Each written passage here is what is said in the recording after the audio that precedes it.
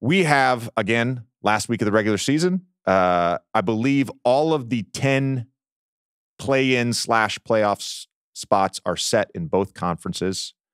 Everybody that's not in the top 10 right now has been eliminated. There's obviously some wiggle room, obviously in the West and in the East, particularly in that sort of 6, 7, 8 slot.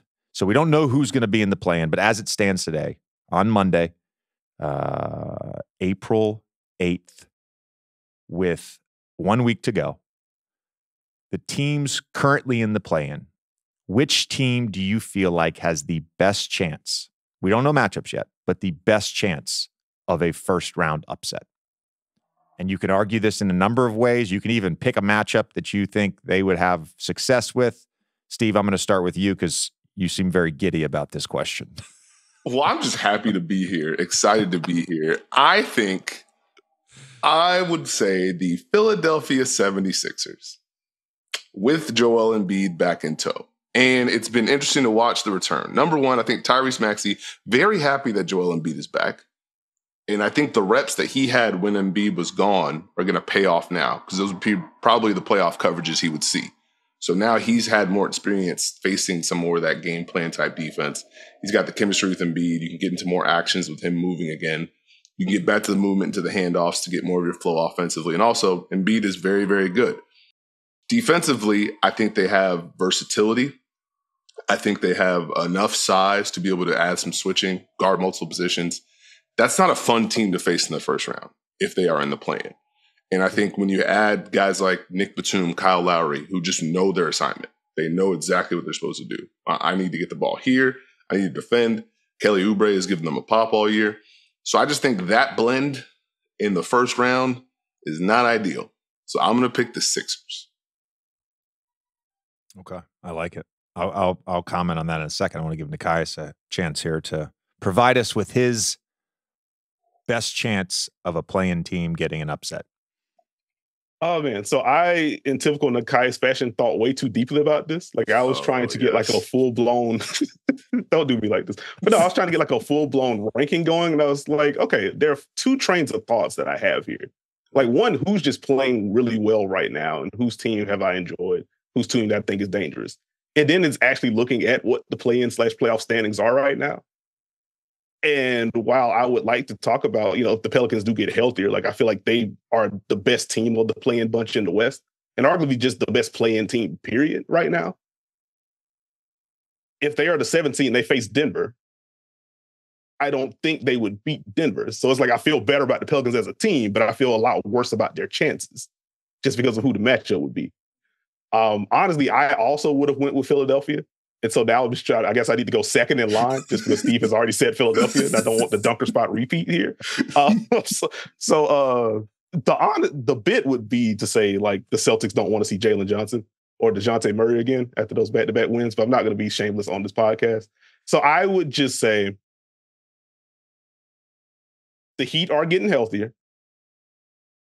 Tyler Hero is back. The Heat have been, I believe, a top 3 defense post All-Star break per cleaning the glass if you're removing garbage time. The Heat and Celtics have a lot of history. If I'm not going to choose Philadelphia, it's probably Miami as far as the best upset pick. Okay. All right.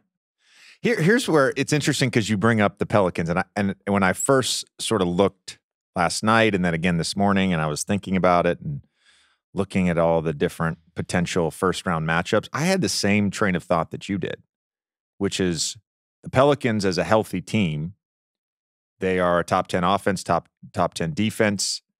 I think they've got a lot of pieces and versatility that helps you win a playoff series.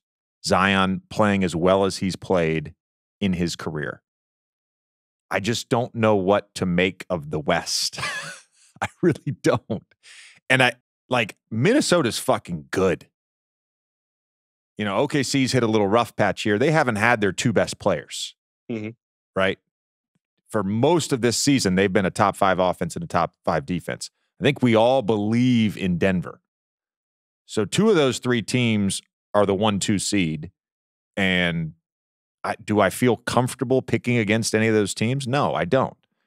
So my immediate thought was the Eastern Conference because of what's going on, particularly in that 2 spot with Milwaukee. Mm-hmm. Milwaukee, I think they're 1-6 in their last 7. And look, they've had guys in and out of the lineup. Middleton, of course, gets his tooth knocked out yesterday. They finally get the big 3 back healthy, and then that happens, right? Mm-hmm. I'm not going to say it's inexcusable because it happens a lot. But to lose to, I believe, the Grizzlies, the Wizards, and the Raptors, 3 straight games at this point in the season, it's shocking. It's shocking. So you have to look sort of at whoever ends up getting that 7 seed. And by the way, potentially could be the Indiana Pacers, who would feel more than comfortable playing the Milwaukee Bucks if that's what ends up being how the seedings play out. And you go through the iterations of matchups. Like Cleveland has 33 losses right now, and they finish with Memphis, Indiana, and Charlotte. Right? They could easily. Orlando's got Milwaukee 2 more times. Milwaukee has Orlando 2 more times. The Knicks play some good teams. They play a couple teams they can beat or should beat.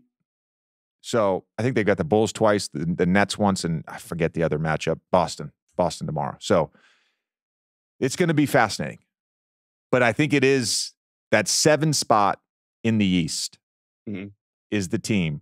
Look, we're going to get to Boston. That's going to be our 3rd thing right here because it's going to lead us into that. But that 7 spot, particularly the Philadelphia 76ers, because they go into a playoff series with one of the 3 to 5 best players in the world.